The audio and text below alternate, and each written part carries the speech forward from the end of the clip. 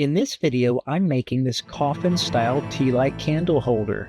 When I was asked to make this piece, I could not think of a better option than to use some leftover purple heart wood.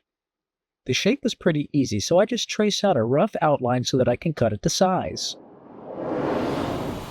I just used my table saw to make easy work of cutting this to the shape I wanted. It's very easy to do since they're just straight lines. Now that it's cut to the shape I want, I take it to my sander to clean up the edges. Again, this is very easy to do since all my edges are straight and flat.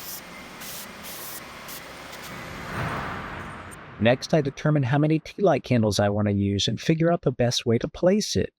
For me, it just looked better a little off-center this way with 2 candles. I traced the outside of the candles and marked the centers so that I could use my Forstner bit to cut out the holes. I like to drill starter holes so that I'm more precise with the Forstner bit.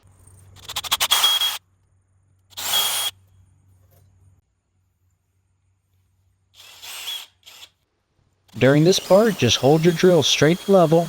Try to use the recommended RPM based on the bit and the type of wood you're using, and check the fit of the candle as you go.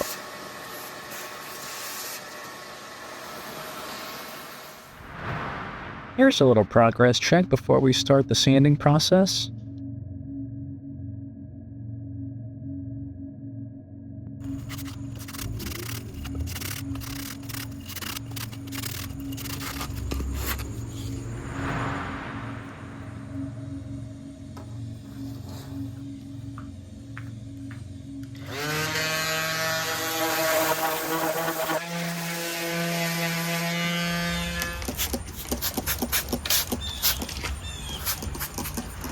Spraying a little water on it will get the grains to pop out so that you can sand that off.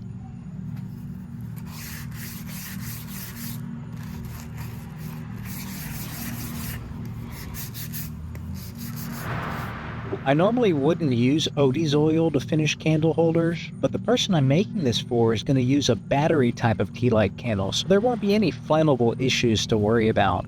For my other tea light candle holders, I use Danish oil. Now I like to first use these Q-tips to finish the hard-to-reach parts before I complete the rest.